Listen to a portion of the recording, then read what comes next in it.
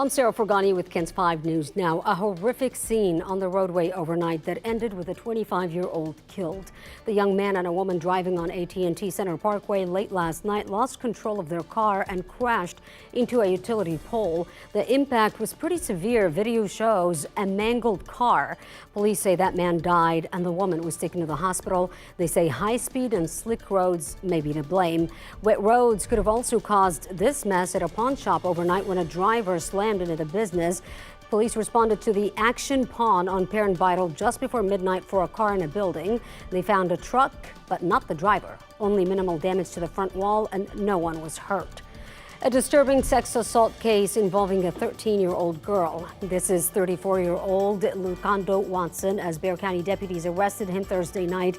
Deputies say it started October 29th when Watson got the girl's phone number and began to text her. Their conversations turned sexual. Photos and videos were exchanged. Then he convinced her to meet him.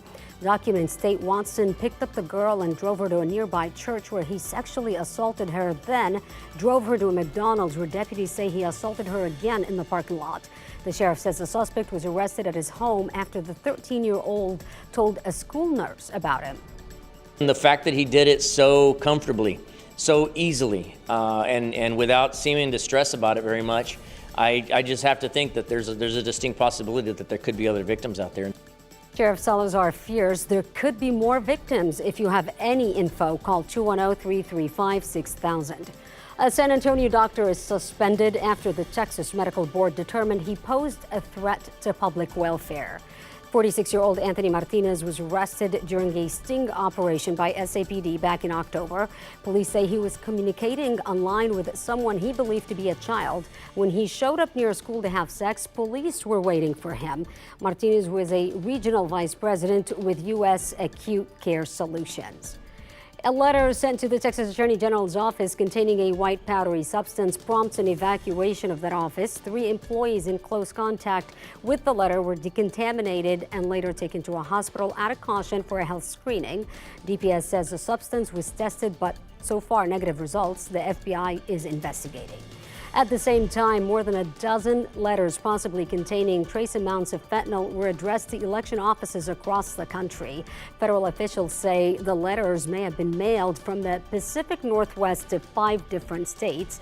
More tests are being done today, but investigators believe the fentanyl is not harmful because of how it was placed in the envelopes and no one ingested it. A San Antonio man who fell victim to jugging is speaking out. Johnny Arredondo told KENS 5 he went inside the Wells Fargo on Marbach on Friday to cash out a $2,400 check. Then he drove to a Denny's on Loop 410 to grab a bite, and that's where an employee told him his truck had been broken into. Showed me that was pretty much a consistent pattern that they were doing some investigations on right now. I know I'm never going to get that money back. I understand that, but I want these guys prosecuted. Earlier this week, KENS 5 reported on the arrest of 2 guys for a jugging incident on the west side. Arredondo says he saw those arrests and called police immediately. He says investigators are now checking surveillance videos for a possible connection. A 96-year-old grandmother is found dead in her home in deplorable conditions. Now police have arrested her granddaughter. Heather Ann Prescott is charged with negligent homicide. According to an arrest affidavit, the grandma, Carolyn Prescott, was found dead in her bed October 26. The home was filthy with mold, rotting food, garbage, and insects. The medical examiner said Carolyn had suffered injuries that probably caused her an extreme amount of pain. Prescott's children were taken into CPS custody due to the living conditions. A loss prevention officer is attacked at the shops at La Cantera, and police are now searching for 2 men. Police say these 2 guys walked into one of the stores in October and started grabbing and hiding merchandise. The loss prevention employee walked up to them, and that's when police say one of the suspects assaulted the employee while the other ran off. Anyone with information is asked to call police right away. Tomorrow is Veterans Day, so a happy Veterans Day to those who have served our country. Let's give them a nice forecast, though, Paul. All right, well, let's talk about today and then tonight and then tomorrow.